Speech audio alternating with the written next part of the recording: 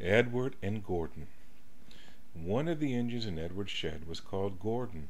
He was very big and very proud.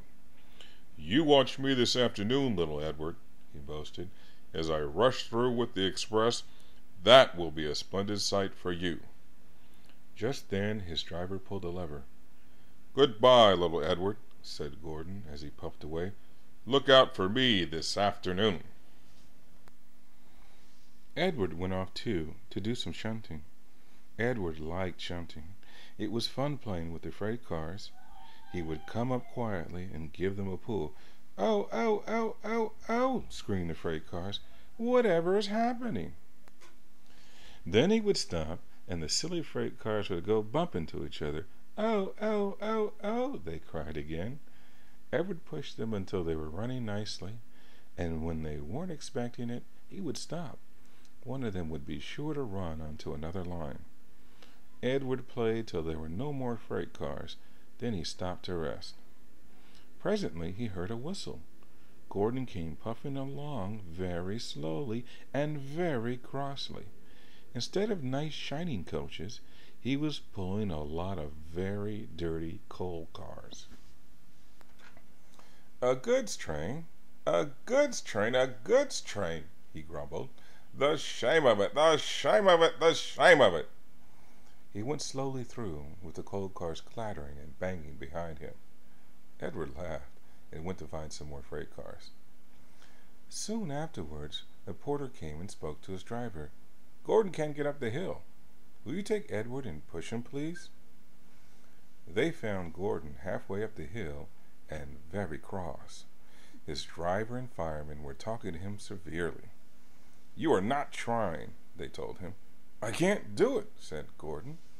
"The noisy freight cars holding in his back so. If they were coaches, clean, sensible things that come quietly, now that would be different." Edward's driver came up. "We've got to push," he said. "No use at all," said Gordon. "You wait and see," said Edward's driver. They brought the train back to the bottom of the hill. Edward came up behind the brake van, ready to push. "Beep, beep, I'm ready," said Edward. "Poop, poop, no good," grumbled Gordon. The guard blew his whistle, and they pulled and pushed as hard as they could. "I can't do it, I can't do it, I can't do it," puffed Gordon. "I will do it, I will do it, I will do it," puffed Edward. "I can't do it, I will do it, I can't do it, I will do it, I can't do it, I will do it," they puffed together. Edward pushed and puffed and puffed and pushed as hard as ever he could, and almost before he realized it, Gordon found himself at the top of the hill. "I've done it! I've done it!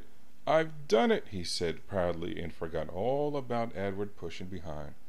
He didn't wait to say thank you, but ran on so fast that he passed 2 stations before his driver could make him stop. Edward had pushed so hard that when he got to the top, he was out of breath. Gordon ran on so fast that Edward was left behind. The guard waved and waved, but Edward couldn't catch up. He ran on to the next station, and there the driver and fireman said they were very pleased with him. The fireman gave him a nice long drink of water, and the driver said, "I'll get up my paint tomorrow and give you a beautiful new coat of blue with red stripes. Then you'll be the smartest engine in the shed."